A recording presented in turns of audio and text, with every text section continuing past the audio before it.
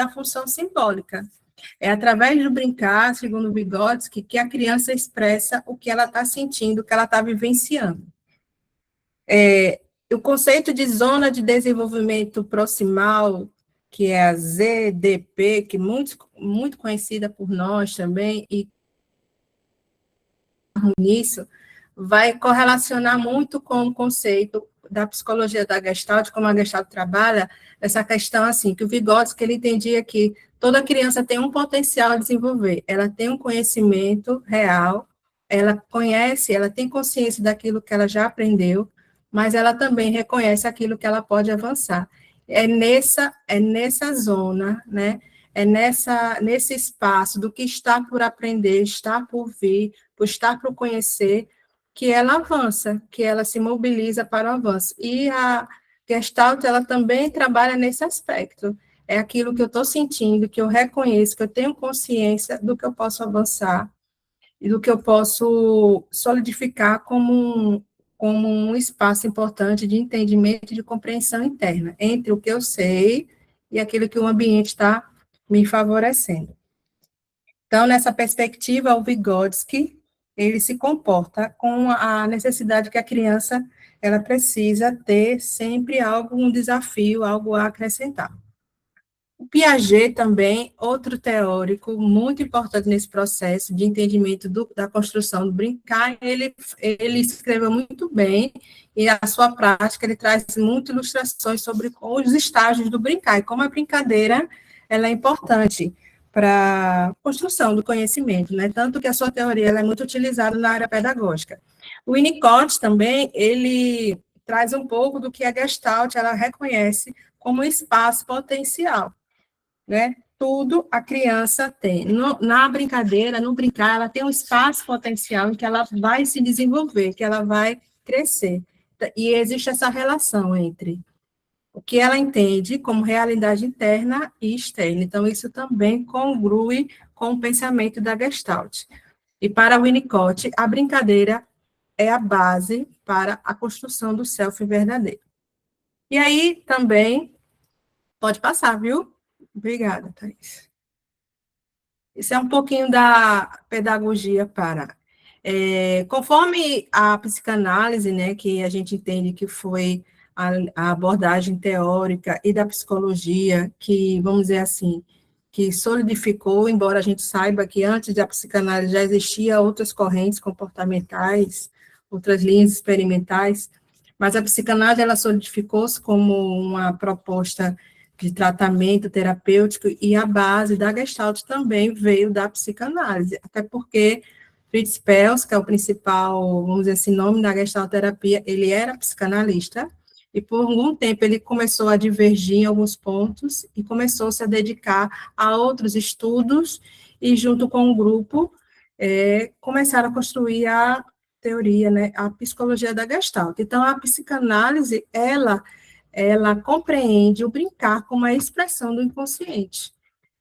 É através da brincadeira, que não é, muitas vezes, verbalizado, o sintoma, ele é expressado através do que a criança brinca, do que ela coloca ali naquele momento, naquele espaço de interação.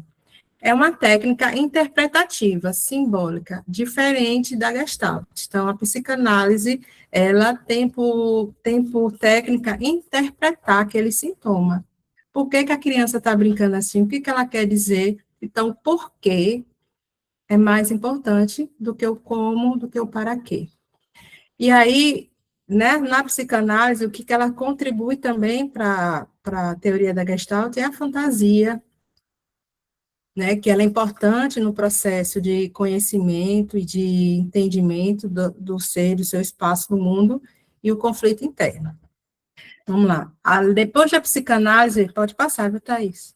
Outra abordagem que também subsidia o trabalho da gestalterapia com crianças, na construção, né, da proposta da gestalterapia com crianças, é o behaviorismo, o comportamentalismo, né, que a gente compreendeu que o foco era no comportamento observável. Então, para os behavioristas, tudo é aprendido, todo comportamento é aprendido, Então, o foco era compreender por que aquele comportamento ele estava acontecendo, por que a criança, por exemplo, está agindo dessa forma, está se comportando dessa forma, a partir do reconhecimento do o que faz ela se comportar assim, procura-se desenvolver técnicas de reforço ou de modelagem para a modificação desse comportamento. Então, para os comportamentalistas, o que é mais importante é a modificação do comportamento. E a terceira, pode passar. A terceira teoria, também que embasa o trabalho da Gestalt, é o humanismo e a fenomenologia. Então, o humanismo, ele é uma filosofia que surgiu depois vamos dizer assim, eu acho que no século XV, XIV, por aí. Ela teve, vamos dizer assim, um grande esforço e um grande reconhecimento depois das Segundas Guerras, quando a humanidade começou a questionar, né, para que estamos aqui, qual o sentido. Então, o humanismo, ele se reforça na existência, né, por que o homem existe, qual é o seu papel, qual é a sua função nesse mundo. E esse mundo ele entende como um universo, como tudo aquilo que existe à sua volta, qual é a sua relação com esse mundo, com qual é o papel dele aqui. Então, o humanismo, ele traz essa reflexão. Vamos dizer assim, é um fundamento filosófico, mas que também ele congrui muito com o que a Gestalt ela se propõe, né? Essa reflexão de você compreender o seu espaço, a sua função, qual é o seu objetivo aqui no mundo. E o humanismo traz isso. A fenomenologia também ela é uma filosofia, mas também ela é um método dentro da Gestalt. Para a fenomenologia, o que importa é o aqui e agora, são as experiências que são vividas, que são sentidas no presente momento. É como a pessoa, o ser, se identifica, se organiza, é como ele se compreende enquanto sujeito naquele espaço, nesse tempo presente. Claro que o que acontece antes, o que aconteceu no passado, ele vai voltar, isso vai, vamos dizer assim, faz parte da sua trajetória. Mas o que importa é o que eu estou vivendo agora, o que está me fazendo sentido agora e o que é que eu preciso fazer com isso. Tá bom? Então, a fenomenologia e o humanismo, eles são fundamentos importantíssimos no processo. Então, é o ênfase na experiência vivida, na relação terapêutica como central, e a criança, ela é o sujeito da experiência. Pode passar, Thaís. E aí, os fundamentos da Gestalt, como eu já havia antecipado, é a fenomenologia, o existencialismo. O que seria o existencialismo? É uma filosofia também em que se priva pela singularidade da existência humana. É a forma como o homem se vê, como ele se percebe e como ele interage com o mundo, como ele assume, como ele se orienta, como ele se organiza, quais responsabilidades que ele reconhece que parte dele, e no sentido da liberdade. Ou seja, na Gestalt se busca a gente ter consciência, ter consciência, né, do que acontece conosco, de como a gente está lidando com o ambiente, com as coisas que estão à nossa volta, e qual é a responsabilidade que eu tenho com isso. A responsabilidade é minha, as decisões são minhas. Claro que, subjetivamente, eu sou influenciado pelo ambiente, pelas pessoas pelo qual eu convivo, pelas nossas experiências anteriores, mas a responsabilidade pelas decisões e pelo rumo da minha vida depende de mim. E essa responsabilidade, quando ela é assumida com consciência, eu consigo ter, vamos dizer assim, decisões mais assertivas, caminhos mais satisfatórios, mais ajustados e mais saudáveis. O holismo é uma terceira força, porque vem também do estudo e da influência das teorias orientais, né, do taoísmo, a questão da espiritualidade, sim, porque na teoria da Gestalt, assim como as teorias humanistas e fenomenológicas, elas compreendem o ser humano como um ser integral. Nós não somos parte, nós somos um todo. Nós não somos um momento, nós não somos dissociar mente, corpo, emoção, sentido, nós somos um todos, e esse todo ele é influenciado pelo ambiente e é influenciado também pelas questões que nos refere, que nos direciona à espiritualidade. E como eu ajo, como eu direciono a minha existência para esse convívio saudável e satisfatório com a humanidade, com a realidade, com a comunidade, enfim. Então, esses três são os fundamentos, vamos dizer assim, principais. Claro que bem resumido, viu, gente? Podemos seguir. Até agora, tudo bem, gente? Então, tudo certo? Estão me ouvindo bem? Ok. Vamos lá. Os conceitos chaves da gestalterapia, como eu já havia falado algumas coisas, a consciência, né, que é a awareness, que é a possibilidade, a tomada de consciência, de a gente perceber, que é a capacidade que a gente tem de perceber a existência humana, de como, no momento presente, os pensamentos, as nossas reações, as nossas emoções, e como isso interage com o ambiente. Então, essa tomada de consciência, de eu perceber como aquela situação, ela está influenciando o meu sentir, o meu pensar, o meu agir, e essa minha relação com o mundo e com o ambiente é o conceito de consciência. O contato é a chave base. Eu tenho até um livro aqui, eu vou pedir, vou fazer só uma leitura breve. Desde que eu estudo, eu escuto, é a frase que me marca, assim, na Gestalt, Gestalt é uma teoria do contato. E eu acho que vai bem do que eu falei no início da questão dos presentes, das xicrinhas, né? Porque não existe um gestalterapeuta não se sentir e não se permitir o contato físico, o contato pessoa a pessoa. É uma relação diferente. E aí eu vou só ler um pedaço de um trecho da Laura Pels, que é a esposa, né, do Fritz Pels, e ela dizia assim: há um ponto que nunca enfatizarei bastante, o trabalho corporal é parte integrante da gestalterapia.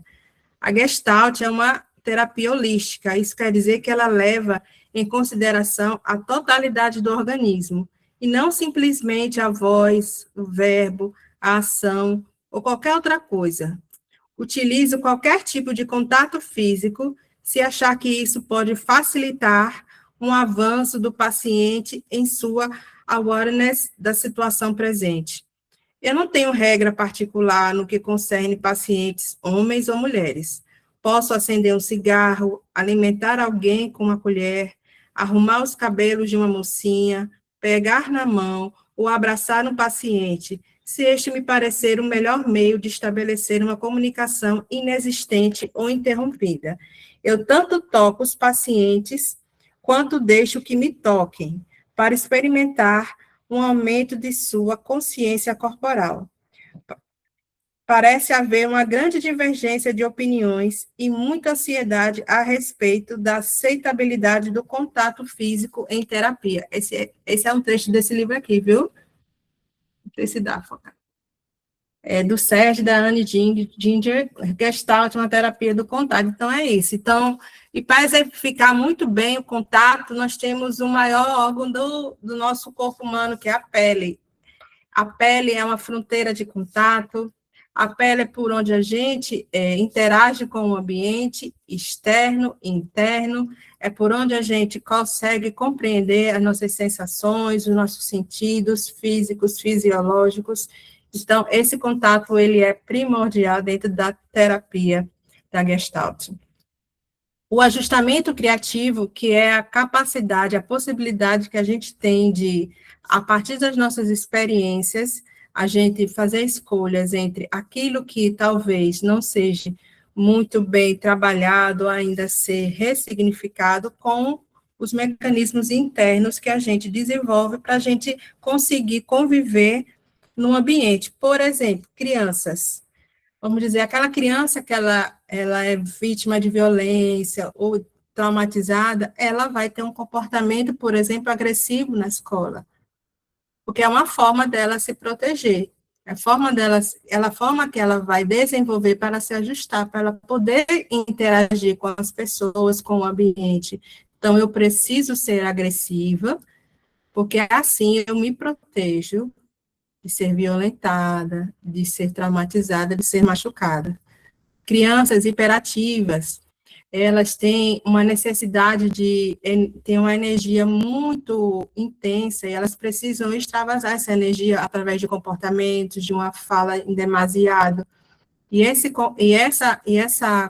comportamento, essas sensações que são sentidas de forma intensa, também é uma forma de expressar que eu preciso expressar por meio do meu corpo, no meio dos movimentos, aquilo que está em excesso em mim, porque, na verdade, o que está me faltando talvez seja o espaço para eu me expressar emocionalmente, aquilo que me falta, aquilo que eu sinto que não é satisfatório dentro de mim. Então, o ajustamento criativo vem disso aí. E a autorregulação, que também é chamada de ciclo dos ajustes, tem a ver também com isso, né? Que é quando a gente consegue desenvolver os mecanismos internos, que a gente consegue lidar com as situações adversas de forma a ter respostas mais assertivas, responsáveis, e a gente consiga ter, vamos dizer assim, uma qualidade de vida melhor, tá bom? Podemos passar. Podemos passar, Thaís. Isso, acho que voltou. Então, vamos lá. Então, a criança na Gestalt, ela expressa-se pelo brincar, como foi dito. Isso, o Daniel falou, eu amo a Gestalt porque ela trabalha com a totalidade junto, exatamente. Ela expressa-se pelo brincar, ela é uma comunicação não verbal da subjetividade dela, e é um trabalho, como assim o Daniel comentou, entre corpo, emoção e ação. Aí a gente vai para o chão, vai brincar com elas, né? A proposta é que as brincadeiras são iniciadas, são mantidas, são direcionadas pela criança. A nossa intervenção, o nosso espaço, ele é ao lado, ele é para estar presente, não para direcionar essa brincadeira. Então, o brincar para a criança na Gestalt é uma linguagem fenomenológica do que acontece com ela. Vamos passar.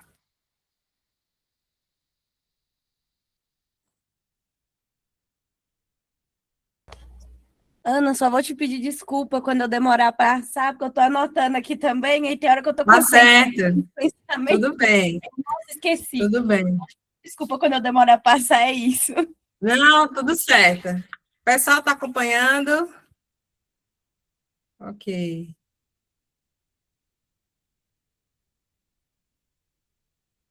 Vamos lá. Então, os princípios técnicos, né? Aí tem, na terapia com criança, a gente precisa ter a presença, tem que ser autêntica. Eu tenho que estar disponível para a criança. Eu não vou precisar ficar confabulando, pensando, me organizando, qual vai ser a próxima intervenção, quais são as perguntas que eu preciso fazer, não é? Qual é o tempo? Eu preciso só estar presente. É o fenômeno daquela relação, daquele momento, é estar com ela, e ela sentir que ela pode confiar, né, no terapeuta dela, para poder ela expressar aquilo que realmente está machucando, está incomodando, que precisa ser ajustado. Não interpretar de forma invasiva, a gente usa mais o como, a gente não usa o porquê, vamos dizer assim, expande os questionamentos para a descrição, para melhor compreender, né, o que ela traz na fala, na brincadeira. A gente precisa validar a experiência, assim, porque na Gestalt o que é urgente é aquilo que está sendo dito e está sendo compreendido no presente momento, na experiência viva, sentida naquele exato momento, no aqui e agora. E, como bem diz, né, o trabalho é no aqui e agora.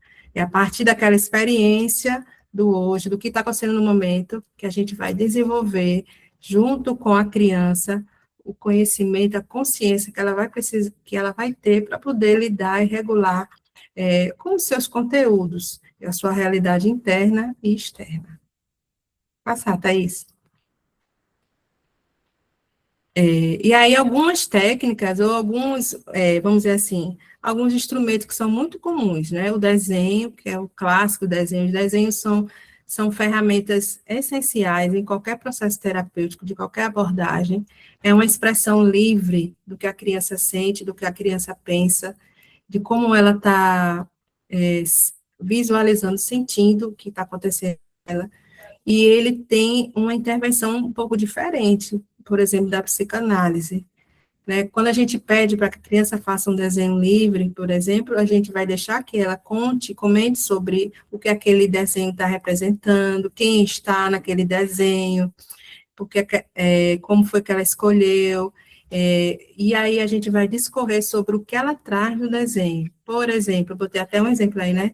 Me conte sobre o seu desenho, como esse personagem se sente, se está faltando alguém, sabe? Dependendo da história que ela vai trazendo, você vai, vamos dizer assim, compartilhando com ela o que ela está querendo demonstrar por meio daquele desenho. Outra técnica, você pode passar, viu, Thaís?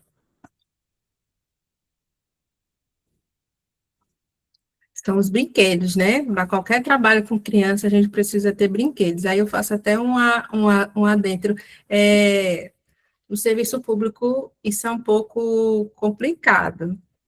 A gente precisa ainda investir, sabe? Tem alguns espaços públicos que tem um recurso que é disponibilizado uma sala, assim, né? Com um recurso bom para trabalhar, mas geralmente na a experiência da gente, a gente precisa contar com as doações. O psicólogo, geralmente, ele pode também comprar ou construir. Tem muitos psicólogos que constroem recursos terapêuticos, brinquedos reciclados, também é uma proposta interessante. Inclusive, a proposta de construir brinquedos ou jogos com material reciclado, ele também é uma ferramenta muito interessante no processo terapêutico. Então, os brinquedos, ele é uma representação simbólica da família, dos medos, dos conflitos. É por meio da brincadeira e do uso dos brinquedos que a criança vai se revelando e a gente vai conhecendo como é a história dessa criança, quais são os medos, por que ela passa, como é a dinâmica familiar, certo? E as intervenções elas são feitas em cima dessa perspectiva.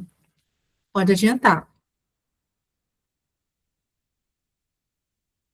A caixa de areia também, que é um recurso assim, muito comum dentro da ludoterapia, na Gestalt, ela é um recurso porque, além de ser um recurso lúdico, e que você também tem a possibilidade de criar, de construir cenários, né? Você pode fazer diversos cenários, e a criança vai direcionando que tipo de brincadeira ela quer ter. Você está trabalhando também com materiais diferentes, com areia, com argila, às vezes com água, né? E esse contato do sentir, como eu falei, a terapia trabalha com os sentidos, com as sensações, e como essas sensações, como elas repercutem no nosso corpo, como ela, vamos dizer assim, que sentidos e que pensamentos que isso me remetem. Então, ela precisa ter contato com materiais diferentes, porque esses materiais também eles vão revelar algumas limitações, alguns conflitos, algumas dificuldades que elas apresentam no dia a dia, na sua relação em casa, na sua relação com a própria consciência corporal, na sua relação na escola, com a interação com outras crianças, por exemplo. Então, a caixa de areia ela é muito interessante, ela é uma expressão simbólica profunda, porque também tem condições de aprofundar. A gente pode, por exemplo, dar essa caixa aí tem, acho que tem animais, tem cenários bem diversos, né? Tem animais, acho que tem umas árvores e tem uma família. A gente pode questionar quem são essas pessoas que você colocou, nomear, se são pessoas que ela conhece, qual é a relação que ela tem com cada um desses personagens, os animais, porque estão ali, o que foi que levou ela a escolher aqueles animais, o que aqueles animais estão fazendo. Então, a partir desse discurso, você também vai construindo com ela um diagnóstico do que pode estar acontecendo com ela e levar isso a um processo terapêutico mais eficaz. E não deixa de ser também uma observação fenomenológica. Pode passar, tá?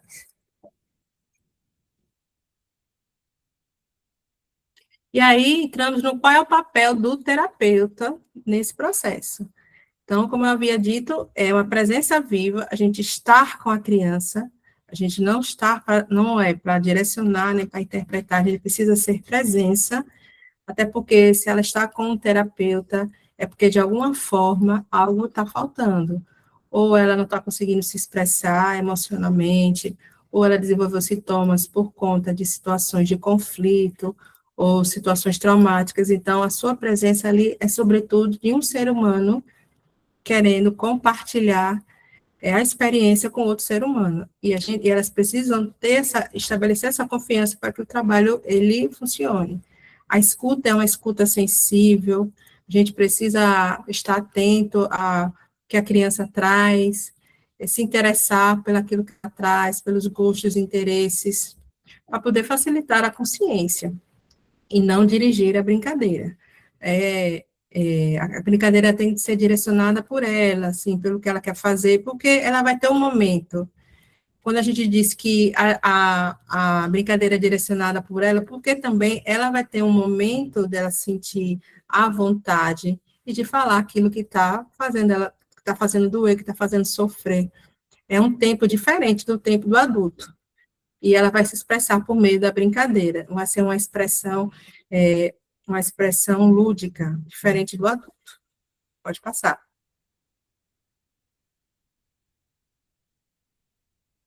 E aí a gente vai já para a parte final, assim, falando do quais são os desafios atuais. Porque a gente traz uma metodologia básica, clássica, mas a gente entende que conforme a gente vai tendo experiência, a gente vai lidando com as urgências do dia a dia contemporâneo, a gente vai também lidando com a necessidade de atualizar, de compreender alguns outros conceitos, ou de repensar algo que a gente possa melhorar ou potencializar o trabalho terapêutico.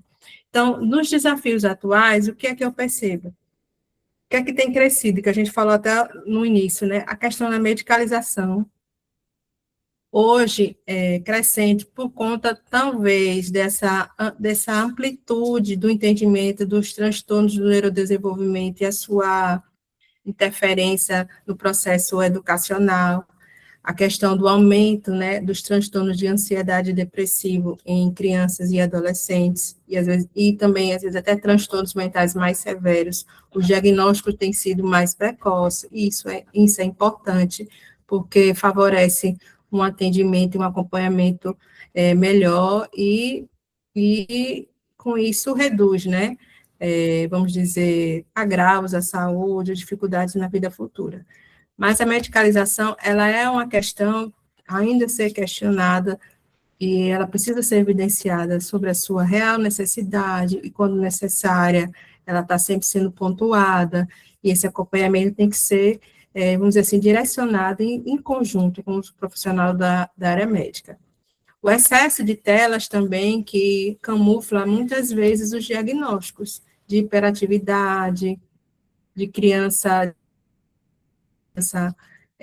com a irritabilidade muito grande, ou com crianças com dificuldade de socializar, de interagir com o outro, por conta do excesso de telas. As fragilidades de vínculos, porque relacionando até um pouco também com o uso excessivo de telas, né? Quanto mais tempo eu tenho na tela, menos interesse eu vou ter de interagir com as pessoas, de brincar, de ir na rua, de fazer um passeio, de ir para a praia, de ir para o parquinho, de aprender a andar de bicicleta, de cair, de levar o tombo, de saber quando eu perco num jogo eu vou ficar chateado, e como é que eu vou aprender a perder e não ficar mal toda vez. Então, as fragilidades dos vínculos, as conversas, a interação, o diálogo com os pais também, cada vez mais sobrecarregados e com menos tempo com crianças, e aí está delegando esse papel de educar a televisão, as telas, está fazendo com que esses vínculos também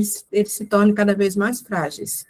E outra questão é a pressa por resultados. A gente, ao mesmo tempo que a gente tem acesso cada vez maior à informação e a conteúdos técnicos científicos que abordam evidências importantes de abordagem de tratamento e acompanhamentos eficazes, a gente também traz uma ansiedade para que esses resultados aconteçam. E muitas vezes isso atropela até o processo da criança. Pode passar. Outros desafios comuns são os desafios clínicos também. Na prática clínica, quais são os desafios que são mais comuns? A resistência familiar. Quando a criança entra na terapia, a gente sabe que ela não vai sozinha. A família precisa estar engajada. Porque a gente tá um curto espaço de tempo com a criança ali, mas a maior parte do tempo é a família que convive com aquela criança. E ela precisa estar inteirada, engajada no processo terapêutico da criança para que aquilo faça sentido para ela e que aquilo tenha um resultado realmente satisfatório e importante. E na prática, isso é uma deficiência ainda.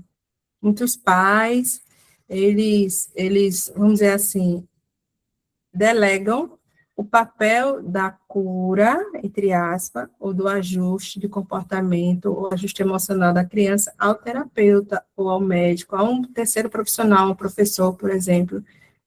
Né? E isso não vai funcionar, isso também acaba retardando ou prejudicando, às vezes até interrompendo o processo. A dificuldade de vínculo, que também pode acontecer, né? Tanto do vínculo terapeuta-cliente, ou terapeuta e família, porque existe uma resistência também, e da criança também de desenvolver esse processo de vinculação, justamente porque ela não tem a base, não foi construída a base em casa de como ela deve se vincular, da aceitação, né, da interação com o outro. E a baixa simbolização. É evidente que as crianças elas estão tendo menos acesso a atividades práticas, atividades lúdicas, que ajudam a gente a desenvolver a criatividade, a autonomia, a autoestima, a reciprocidade, a empatia. E hoje elas não têm muitos acessos. Hoje os jogos são mais restritos, são mais direcionados, são as telas, como disse, reduziu na escola, né, o tempo de brincar. Em casa você vê poucas crianças que passam a maior parte. Antigamente a maior parte do tempo era brincando. Quando estava na escola, estava brincando. Hoje em dia você não vê tantas crianças brincando na rua, no pátio, no playground ou na praça. Né? Então, isso é importante. Pode avançar. E quais são os caminhos necessários? A gente precisa entender que a gente precisa aprofundar nas práticas baseadas em evidências. O que é que os estudos teóricos e científicos, né, na abordagem gestalterapêutica com a criança têm nos mostrado de caminhos seguros e caminhos possíveis para o acompanhamento dentro dos desafios atuais? Sim, porque a gente vem de uma, vamos dizer assim, de uma linha, qualquer abordagem vem de uma linha que é a base, mas a gente compreende que a nossa necessidade de evoluir, de construir novos caminhos, de ampliar o nosso conhecimento, e ampliar nosso olhar técnico, ele é importante para acompanhar também a evolução, o desenvolvimento da comunidade, né, das gerações. Então, é importante a gente também buscar estudos científicos na área da Gestalt, que trabalhos têm sido feitos, que a gente pode potencializar esse trabalho clínico. A formação continuada com isso é evidente. O psicólogo não para de estudar. Nós estamos aqui com 20 anos de formado, mas sempre aprendendo. Porque se você parar assim um ano, se você não fizer nada, quando você volta, eu digo, meu Deus, parece que eu estava vivendo em outro mundo, já perdi tanta coisa, mas é isso mesmo, né? É um estudar frequente, né? A gente estuda com o caso de cada criança e a gente precisa se aprofundar, porque cada criança vai trazer uma história, vai trazer uma necessidade específica de você buscar um conhecimento além daquilo que você já sabe. A supervisão clínica, portanto, ela se faz necessária, principalmente nos recém-formados, mas também durante a sua trajetória. Tempos em tempos, eu tenho supervisão e faço, hoje eu já estou em alta, mas No momento que eu achar necessário, eu volto também. E aí eu também, é importante falar como é importante que essa supervisão e a sua terapia seja dentro da área que você atua. Claro que eu acho interessante quando você tem a oportunidade, principalmente no quem está em formação, de ter contato com algumas abordagens diferentes, de passar por um processo terapêutico com algumas abordagens que você se identifique, porque isso vai lhe dar também o norte de você se perceber enquanto sujeito e como a sua prática, como a sua visão de mundo, como a sua postura enquanto sujeito e a sua subjetividade, isso vai interferir na sua prática profissional. Então, é importante tanto a gente ter supervisão, como também passar passar por um processo psicoterapêutico também. E a interdisciplinaridade. A gente precisa ter contato com a escola da criança, a gente precisa ter contato se a criança está em acompanhamento médico também, de ter acesso. Se você não tiver acesso direto com o médico que está acompanhando, mas por meio da família, pedir relatórios eventuais, ou fazer consultas, visitas, se necessário, vai depender da estrutura e da disponibilidade, mas essa intersetorialidade ela é importante. Pode avançar. Pode avançar, Thaís. Vamos lá. E na atualização da clínica também, eu acredito, eu uso na minha prática também, eu acrescento e estudo, né, como eu falei, alguns conhecimentos que eu acho que é importante, tá certo? Para a gente trabalhar com crianças e adolescentes. Entender sobre o neurodesenvolvimento, ele é importantíssimo. Entender sobre o neurodesenvolvimento vai nos dar uma bagagem e uma segurança técnica para poder atender com melhor qualidade, prestar principalmente uma orientação aos pais e à escola de melhor qualidade. Compreender como o processo de trauma também, ela interfere nas relações e no sentir, no existir daquela criança. Compreender a regulação emocional, a gente precisa trabalhar as emoções, entender as emoções, como elas são sentidas, como elas são percebidas pela criança, e quando elas são intensas, como elas devem se regular. Um livro também básico, eu tenho desde que eu me formei, olha, ele não é um livro técnico, mas é um livro prático excelente para quem atende criança. Ele já está tão todo sujinho já, de tanto que eu for ler, eu uso. Ele é excelente, gente. Quem quer trabalhar com criança na Gestalt tem que ter esse livro, porque ele é muito prático, e ele traz a teoria da Gestalt, mas de uma forma prática. E você consegue utilizar isso no seu dia a dia na clínica, você consegue utilizar isso na escola, em qualquer espaço ou instituição que você for trabalhar. E a parentalidade. É importante você trabalhar também com os pais, até porque eles são eles que vão acompanhar, que convivem com a criança e que precisam desse direcionamento. Podemos avançar. Tudo bem, gente? Até agora? Está interessante? Ok. Descobrindo Crianças, tá? Esse livro que eu mostrei por último, é da Violette Oclander. Eu vou botar aqui no final, eu coloco para vocês, tá certo? Esse último livro é excelente. Eu não sei qual é a 13ª, mas foi em 2002 que eu comprei. Faz muito tempo, né? Tem gente, eu acho que estava até nascendo nessa época aqui, talvez. Vamos lá. Então, para ilustrar, o que eu trago que é importante a gente trabalhar? Eu não sei se vai abrir o vídeo, né, Thaís? Que eu acho que vai estar travando. Mas aí eu tenho a questão do trabalhar em grupo, trabalhar a questão com os pais também. Então, é uma proposta importante. Não sei se está saindo o áudio. Esse videozinho, a gente está trabalhando a questão da experiência sensorial.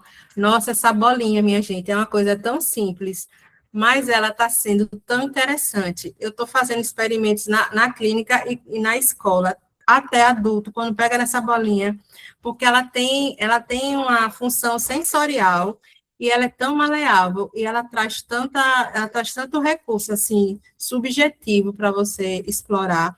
E a ideia com essa criança, a gente deixa ele pegar, e ele vai descrevendo o que ele está percebendo, forma, textura, cores, os sons, e que aqueles sons, o que é que lembra, sabe? Aí ele vai trazendo, esse som me lembra não sei o quê, fica com vergonha quando vê o som, quando faz um formato diferente, aí ele já fica rindo, porque ele já fica, o que é que você está rindo?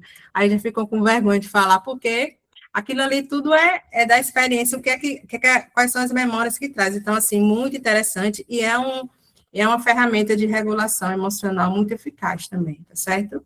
E, por fim, aí o modelo da questão da necessidade da gente trabalhar, de conhecer, né, como a neurociência, ela deve ser aplicada na nossa clínica, independente da abordagem. A gente precisa ter o conhecimento e da relação, e a gente trabalha muito com corpo, emoção, ação e sensação, então a gente tem que ter domínio do sistema límbico, não é? De como é que funciona, qual é a inter-relação entre o sistema límbico e o córtex pré-frontal.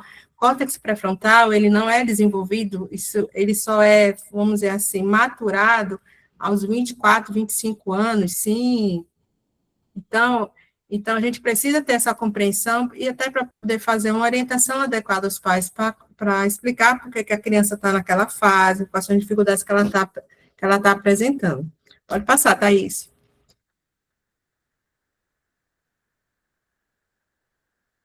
Vamos lá. E aí, gente, brincar é a forma mais séria que a criança tem de existir no mundo. Então, vocês vejam que não importa o, o sintoma ou o problema, mas como ela está vivenciando aquela situação. E ela vai vivenciar, ela vai traduzir aquela situação por meio da brincadeira. E a brincadeira é a forma até mais segura dela se expressar. E a gente precisa ir para um setting terapêutico nessa perspectiva. Eu estou ali para estar com ela. E ela vai me trazer aquilo que para ela é confortável, é seguro, por meio da brincadeira, por meio do lúdico. Pode avançar. E aí, gente, quem tiver com papel rapidinho, para a gente finalizar, vão aí fazer rapidinho. Quem está com papel e caneta, desenha aí rapidinho. Como é que vocês brincavam na infância? Pode ser uma imagem rápida, pode ser algumas palavras. Como é que vocês brincavam na infância? Era desse jeito? Eram brincadeiras diferentes? Vocês desenhavam? Vocês podiam brincar na rua, podiam se sujar? Ou quando chegava em casa, aqui chama pisa, viu? Apanhar, né? Aqui no Nordeste chama levar uma pisa. Brincava de pique-pique, brincava na escola. Vocês desenhavam com liberdade de expressão, eram podados. Como eram as brincadeiras? Vocês se reconhecem? Acho que todo mundo fez assim lembrou, né? Poxa, como era a brincadeira? Como é que eu brincava? Isso trouxe o quê? Essa memória trouxe o quê? Afetivamente? Que recordações? Ela trouxe que tipo de emoção, né? Que tipo de sensação? Foi uma sensação prazerosa que trouxe a você agora nesse momento? Foi uma sensação, assim, retida, de que talvez eu deveria ter tido mais tempo, ter tido mais espaço para brincar? A Juliana disse que desenhava e pintava com tinta em tecido, geralmente pano de prata, além de muitas outras brincadeiras. Legal, Juliana. Brincava muito, mas não ficava em casa. Eu também, viu? Na verdade, eu só brincava nas férias, né? Porque eu morava no Rio e a minha mãe não deixava a gente brincar muito à vontade. Então, eu só brincava quando vinha aqui para as férias em Alagoas. Então, brincava muito, desenhava. Era a minha forma de expressão, justamente. Então, vamos lá. Era uma criança retraída, o Daniel falou. Pois é. Então, a partir desse reconhecimento agora de como era o seu brincar, até dizer que brincava muito de boneca, adorava desenhar. Olha que legal. É um sábado para a gente recordar quem era a gente. A gente ainda é assim? É a próxima pergunta, viu? Pode passar, Thaís. A gente ainda é essa criança que permanece em você hoje, dessa criança que desenhava, que pulava corda, que usava tinta de tecido, que ia para a rua, passava na rua, maior parte do tempo. Essa criança, o que é que permanece em você hoje? Você está muito distante? Você está muito distante desse espaço, dessa sensação? O que é que permanece em você? E o que é que isso impacta na sua clínica? Você acha que a forma como você vivenciou a sua infância, o seu brincar na sua infância, isso, você traz isso para a sua prática clínica, isso influencia? Ou isso está muito distante? Porque isso é uma reflexão crucial, né? Como é que eu vou me permitir estar com outra criança, brincar, deixar que ela direcione a brincadeira e compreender que aquele espaço é o espaço dela, é importante de crescimento pessoal, se eu não tive esse espaço? Isso não quer dizer que eu não vá fazer, a gente vai fazer a terapia, mas isso tem algumas dificuldades se apresentam, tá certo? Então, o brincar, ele tem que ter, sobretudo, também uma experiência genuína do terapeuta com a sua criança, o que você traz dessa experiência vivida para o seu dia a dia.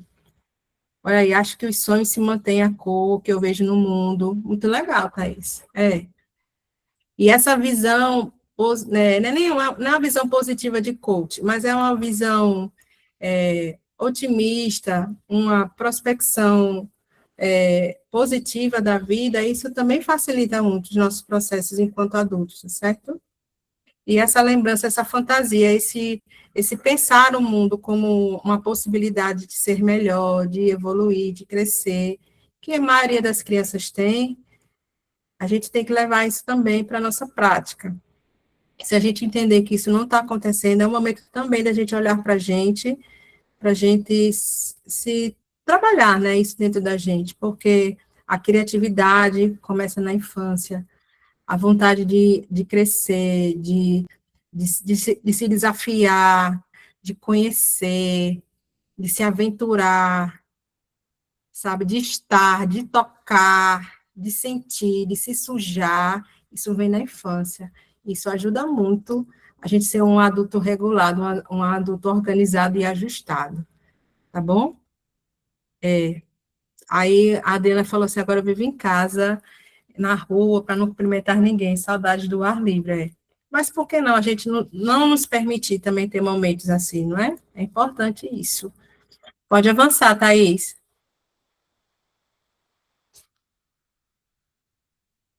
Thaís, sim, vamos lá. Pois é, para finalizar, gente,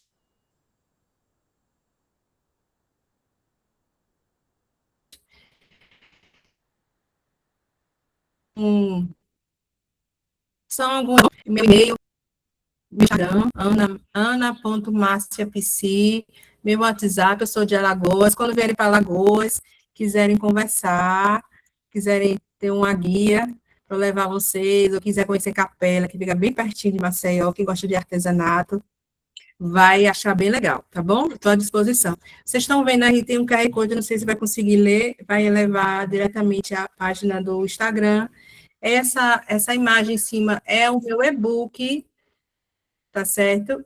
Mentes em Formação, que eu falo um pouco sobre o desenvolvimento do cérebro infantil e por que os comportamentos, eles, às vezes, são desregulados. É um grupo de mães também que eu tenho, para falar sobre, é como se a gente fosse detalhar e fazer um pouco de trabalho de orientação parental e também de apoio e escuta, né, emocional às mães. Quem quiser também conhecer um pouco mais do meu trabalho, por meio das minhas redes sociais, do meu grupo, também fico à disposição. Agora eu fico à disposição para vocês.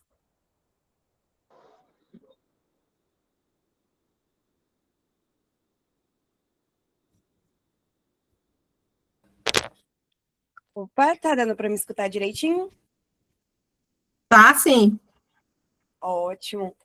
Ana, primeiramente só tenho a agradecer pela sua palestra, foi maravilhosa. Você consumiu 2 páginas do meu caderno e eu ia anotando e falava assim: isso aqui eu tenho que anotar. Isso aqui não pode ficar de fora. Eu anotei o slide praticamente todo, gente. Fui passando ele a lista, Obrigada. praticamente. Maravilhosa a sua palestra. Eu gostei muito também da forma que você explica, muito dinâmica.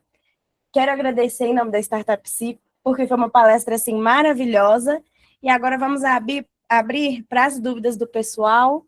Quem tiver alguma dúvida pode levantar a mãozinha e nós vamos deixar vocês tirarem, esclarecerem aqui com a Ana.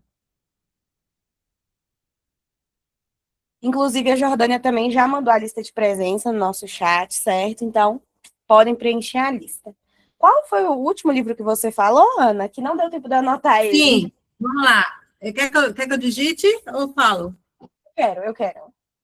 Descobrindo Uhum. Crianças. É da Violette. Ó, Clander. Violeta, eu escrevi Violeta errado, viu, minha gente? Mas é Violette. Sim.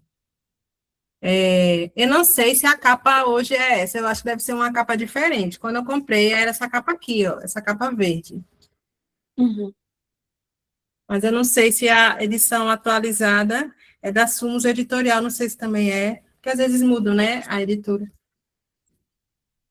Ótimo, muitíssimo Muito legal, muito legal. Maravilhoso. Pessoal, temos dúvidas em relação à atuação, abordagem?